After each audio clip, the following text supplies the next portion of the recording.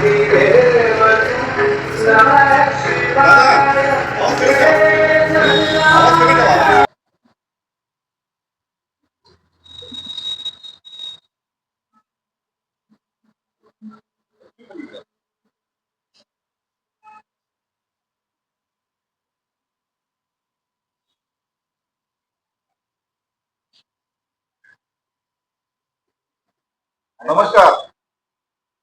नमस्कार जळगावकर, आपण बघत आहोत थेट लिहू रोखोक मराठा या चॅनल साठी. जळगावकर, आता नुकताच जो आपल्या जळगाव जिल्ह्यात दिनांक 10 मार्च ते 16 मार्च या ठिकाणी जो इतिहास घडला, इतिहास घडून आणला. इतिहास घडवणाऱ्याचं नाव आहे रतन दादा भोईर, रतन धोंडू भोईर. हे दिसायला एकदम साधा आणि सिंपल व्यक्तिमत्व आपण त्यांना बघत आहोत. समोर बसलेले आहेत आपल्या जवळ. 10 मार्च ते 16 मार्च शिववर जळगाव जिल्हा नव्हे तर संपूर्ण खानदेश त्याच्यासाठी पालटला होता. शिव महापुराण कथेसाठी हे आयोजक होते रतन धोंडू भोईर. दादा आज आपल्याला प्रत्यक्ष भेटत आहात. या कथेला जळगाव, धुळे, नाशिक, नंदुरबार आणि नंदुरबारला देखील भाविक इथे शिवभक्त उपस्थित होते. हा कार्यक्रम करत असताना त्यांचं संपर्क कार्यालय होतं आणि त्याच्यात खरे इतिहास काय म्हणजे दादा पूर्ण जिल्हा फिरले, पूर्ण खानदेश फिरले आणि या ठिकाणी संपर्क कार्यालय होतं आणि या कथेचे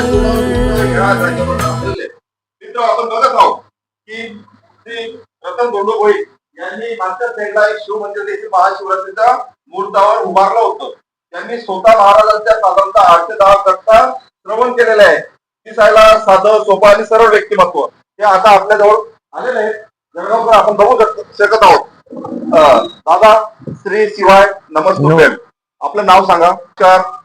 आपण बघत आहोत रोखोक मराठा हे युट्यूब चॅनल. मी विठ्ठलराव मराठे. मित्र, आज आपण अशा व्यक्तीच्या संपर्कात आलेले आहोत की ज्यांनी निवड जळगाव जिल्हा नव्हे तर जळगाव, धुळे, नाशिक, नंदुरबार आणि विदर्भाचा काही भाग, ज्या इथे श्री शिव महापुराण कथा आयोजन समितीने इथे कथा आयोजित केली होती दिनांक 10 मार्च ते 16 मार्च.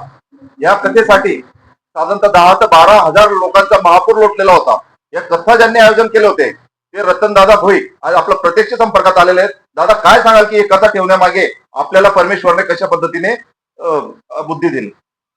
ही जी कथा झाली ना, कोणतं गाव ते पहिले आधी रतन धोंडू भोईर पाडळशे. कथा ठेवण्याचं कारण एक की बा वडनगरीला जी कथा झाली तिथे माझ्या सुना, माझी मिसेस, सर्व परिवार तिथे गेले. दोघं मुलं बी त्यांनी तिथे ऐकली. तिथे महाराजांची संपर्क केला तिथे कथा ठेवणाऱ्यांचा. मग थोडं त्यांच्याशी बोलणं झालं. मग म्हणे तुम्ही तिकडे या. मग त्याच्या आधी आमचा परिवार महादेवावर रोज सकाळी मंदिरात, आमच्या घराच्या समोर मंदिर आहे, तिथे 1 लोटा जल, एक बेलाचं पान, आपल्या दारी बेलाचं पान आहे, ते बेल घेऊन तिथे जात होते. महादेवावर पाणी टाकत होते. मग हे त्यांच्या भक्तिगुणामुळे, घरच्या परिवारामुळे आम्ही मंदिर उभारण्याचा आम्ही संकल्प केला बाबा. मग मंदिर उभारण्याची आम्ही ब्राह्मणाकडनं उदारी मारली आणि ते बांधण्याचं हे केलं. मग 2023ला शिवरला गेले आणि मग तिथे त्यांनी आम्हाला तेव्हा तारीख आम्हाला 23ला मिळाली. तारीख म्हणजे त्यावेळेला हे तारीख आपल्याला 23 पासून मिळालेली. 2023ला आपल्याला तारीख मिळाल्यानंतर आपण साधारणतः त्याच दिवसापासून कामाला लागलेले होते. आणि हे एवढे मोठे जनसंख्येचं आपण नियोजन कशा पद्धतीने केलं? हे नियोजन म्हणजे सर्वांना जनसमुदाय, जे गोर गरीब सर्व जे लोक आहेत त्यांनी मग आम्ही नियोजन केलं.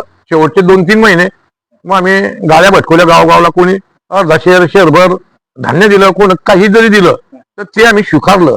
कोणाचाच अपमान केलेला नाही. हे करत असताना दादा, ही एवढी मोठी कथा करत असताना तुमच्यावर साधारणतः छोटं मोठं प्रेशर पण आलं असेल? हो दादा, आलं. प्रेशर पण आले, मला त्रास पण झाला. पण ते भोले बाबांना हे निवारण केलं. म्हणजे जसं पंडितजी सांगतात, 1 लोटा जल और सभी समस्या का हाल, याच्यात तुम्हाला काय अनुभव प्राप्त झाले? दादा, हे आम्ही ह्या मंदिरावर पाणी टाकण्याच्या मागचा आमचा उद्देश, माझा परिवार आहे त्या भोले बाबाच्या याच्यामध्ये आहे. त्याच्यामुळे माझे नातू यामध्ये, एक मोठ्या मुलाला 2 मुलं, लहान्या मुलाला 2 मुलं, मोठ्याला 1 मुलगी आणि एक मुलगा, लहान्याला 2 मुलं आहे.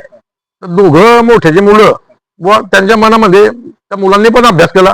आज ते डॉक्टर तिसऱ्या वर्षाला डॉक्टर लाईनला MBBS ला ते आहे ते.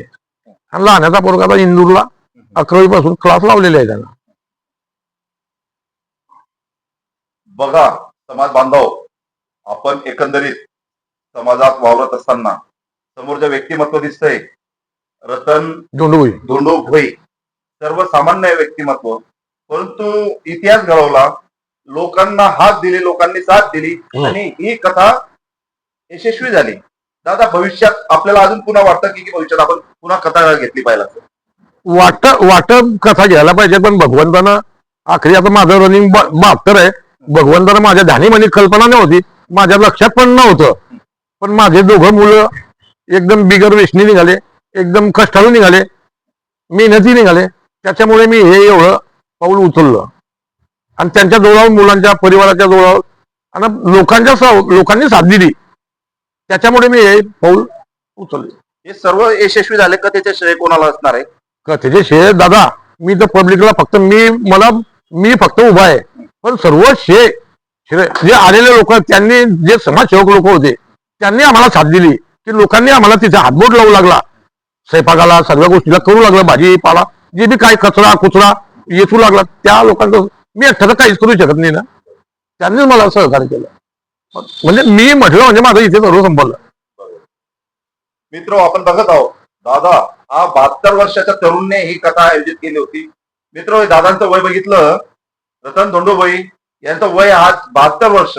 या कथेचे आयोजक होते, यजमान होते रतन धोंडोभोई, यांचं वय 72 वर्ष. आज आपल्या तरुणांना देखील लाजवेल, त्यांचं वय 72 वर्ष असताना देखील त्यांनी यशस्वी कथाचं आयोजन केलं होतं. आणि भविष्यात देखील परमेश्वराने संधी दिली तर पुन्हा आपण कथा यशस्वी करू, असा देखील त्यांनी आपल्याला मनोदय रोखोक मराठा या चॅनलचे बोलताना व्यक्त करा. धन्यवाद. मी विठ्ठलराव मराठे रोखोक न्यूज साठी जळगाव.